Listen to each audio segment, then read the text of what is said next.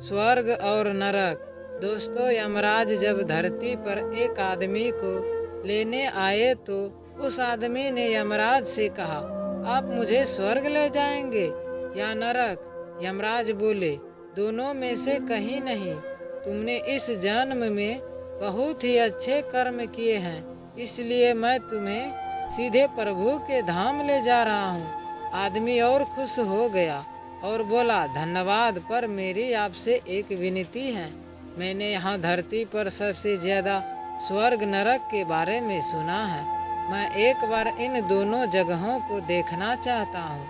यमराज बोले, तुम्हारे कर्म अच्छे हैं, इसलिए मैं तुम्हारी यह इच्छा पूरी करता हूँ। चलो हम स्वर्ग और नरक के रास्ते से होते हुए प्रभु के धाम चलेंगे। नरक में आदमी ने जोर जोर से लोगों के रोने की आवाज़ सुनी। वहाँ नरक में सभी लोग दुबले पतले और बीमार दिखाई दे रहे थे। आदमी ने एक औरत से पूछा, यहाँ आप सब लोग की ऐसी हाल क्यों है? आदमी बोला, तो और कैसी हाल होगा?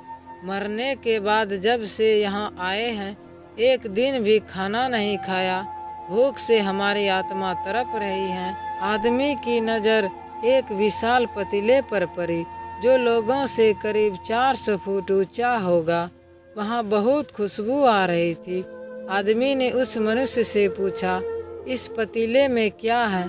मनुष्य मायूस होकर बोला, यह पतीला बहुत ही स्वादिष्ट खीर से भरा रहता है। आदमी हैरानी से पूछा, खीर है तो आप लोग पेट भर के यहाँ खीर क्यों नहीं खा लेते? भूख से क्यों तड़प रहे हो? मनुष्य रो रो कर बोलने लगा, कैसे खाएं? यह पतीला 400 फीट ऊंचा है, हमें इसे कोई भी इस पतीले तक नहीं पहुंच पाएगा। शायद ईश्वर ने हमें यही दंड दिया होगा। यमराज आदमी से बोले, चलो देर हो रही है। दोनों चल पड़े। कुछ दूर चलने पर स्वर्ग आया। वहाँ पर आदमी ने सबके हंसने खिलने की आवाज़ सुनी। सब लोग खुश दिखा दे रहे। उनको खुश देखकर आदमी और भी खुश हो गई।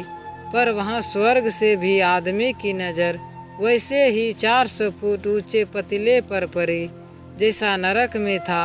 आदमी हैरान हो गई। उनसे बोली, पर यह पतीला से 400 फीट ऊंचा है, आप लोग तो इस तक पहुँच ही नहीं पाएंगे, तो आप लोग को खाना मिलता ही नहीं होगा। आप लोग तो भूख से दुखी होंगे, पर मुझे तो आप सभी इतने खुश लग रहे हो, ऐसे कैसे? एक मनुष्य बोला, हम तो सभी इस पतीले से भरकर खीर खाते हैं। ये बहुत ऊंचा है, पर यहाँ कितने सारे पेड़ हैं। इनको काट कर टुकड़ों को जोड़ करके लकड़ी की सीढ़ी के सहारे हम पहुँच जाते हैं और हम सब मिलकर खा लेते हैं। आदमी यमराज की तरफ देखने लगी। यमराज मुस्कान के साथ और बोले, ईश्वर ने स्वर्ग और नरक मनुष्य के हाथों में ही रखा है।